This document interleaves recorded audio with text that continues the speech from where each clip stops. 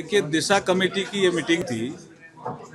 दिशा committee की meeting का प्रमुख उद्देश्य ये होता है कि जितनी भी योजनाएं जो भारत सरकार के द्वारा संचालित है या शेयरेबल है, ये स्कीम भारत सरकार की है, उसमें पैसा राजस्थान सरकार का भी है, तो सारी स्कीमों की हम समीक्षा करते हैं कि फंड की पोजीशन क्या है, कोई अड़चन तो नहीं आ रही है, इम्प्लीमेंटेशन पार्ट पे कोई कोऑर्डिनेशन का अभाव तो नहीं है। इसके लिए दिशा कमेटी की मीटिंग होती है और इस दिशा कमेटी की मीटिंग को जहाँ भी देश में होती है उसमें संबंधित जो एमपी होता है वो ही इसकी अध्यक्षता कर रहे हैं, तो करते हैं।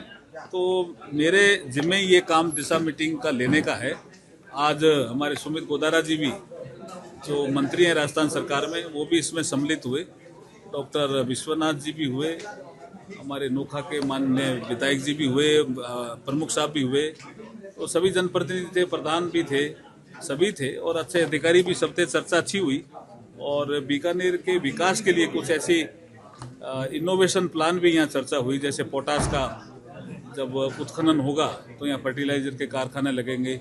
पीएम साहब पलाना में मीटिंग लेके गए 22 मई को, तो उसके बाद जो नीचे लिग्नाइट है उसका कोल गैसिफिकेशन का काम तेजी से आगे बढ़ रहा है। इसकी हम प्लान बना रहे हैं और वो 7-8 जगह कोयला ऐसा है जहाँ कोल गैसिफिकेशन के लिए वो कोयला उपयुक्त है। सोलर के लिए भी चर्चा हुई, हमारी गैस आ गई है तो सेरेमिक हब बने बीकानेर, उसके लिए भी चर्चा हुई। और एक टूरिज्म को लेकर के भी जो हमारी चर्चा ऊपर हुई उसके अनुसार बीकानेर को क्या नाइट टूरिज्म का हम हब बना सकते हैं क्या, तो इस दिशा में भी हम एक प्रयास कर रहे हैं, एक रिपोर्ट बना रहे हैं कि नाइट टूरिज्म के लिए बीकानेर सबसे उपयुक्त स्थान है। गर्मियों में भी यहाँ की रातें ठंडी हो जाती है और सर्दियों में वैसे भी उपयुक्त है।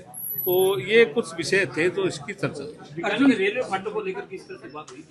रेलवे फाटक का प्लान बन गया है, उस प्लान के अनुसार मुझे लगता है कि कार्रवाई हो रही है और अब तो मुझे लगता है कि 80-90% समस्या का समाधान हो जाएगा। सर, अभी आप यात्रा में गए थे, वहाँ पे क्या कुछ मीटिंग, लंदन बहरीन की यात्रा, लंदन दौरे पे थे, फिर उसका सिंधुदुर्ग गए, क्या कुछ? देखिए, बहरीन की यात्रा तो एक विशेष पर्पज के लिए थी, वो थी इंटरनेशनल कॉमर्शियल कोर्ट की स्थापना को लेकर के। तो जो क्राउन प्रिंस से जो मेरी वार्ता हुई वो वहाँ के प्रधानमंत्री कहलाते हैं, बहुत अच्छी वार्ता हुई, आध्यात्मिक चर्चा भी हुई और हमारा बीकानेर का जिक्र भी मैंने वहाँ किया। हमारे जो सूफी संत हैं उनका भी जिक्र किया, बुल्ले शाह का जिक्र किया मैंने, हमारे बाबा फरीद हैं उनका जिक्र किया। और मैंने ये कहा कि मैंने ये कहा भी है, सुमित जी खड़े हैं, मैंने कहा बाबा फरीद का तो लूणकरण सर के गांव में भी उनका जिक्र आता है। तो वो क्राउन प्रिंस बहुत प्रभावित हुए कि ये संस्कृति कितनी देखो आपस में मिलती है। और जो लंदन में गया वो 2-3 काम उसमें प्रमुख थे। एक तो आर्बिट्रेशन की इंटरनेशनल कॉन्फ्रेंस थी, यूके और इंडिया इन दोनों के बीच में आर्बिट्रेशन के जो बेस्ट प्रैक्टिसेज हैं उनको हम शेयर करने के लिए गए थे। अगर अच्छी चीज़ें हमारी है तो वो शेयर करें, उनकी कुछ अच्छी चीज़ें हैं तो हम शेयर करें। इसके लिए एक प्रोग्राम था, शानदार हुआ। लेकिन उसके साथ एक प्रोग्राम जुड़ा, वो था ग्रे जिन में, जहाँ बाबा साहब BR अम्बेडकर साहब ने बैरिस्टर की डिग्री ली थी। वहाँ एक प्रोग्राम था भारतीय संविधान के 75 साल और डॉक्टर BR अम्बेडकर का उसमें योग था। वो बहुत शानदार प्रोग्राम हुआ जिसका जिक्र मैंने अभी किया। Thank you. सरकार के 11 साल हुए, क्या क्या विकास के काम हुए?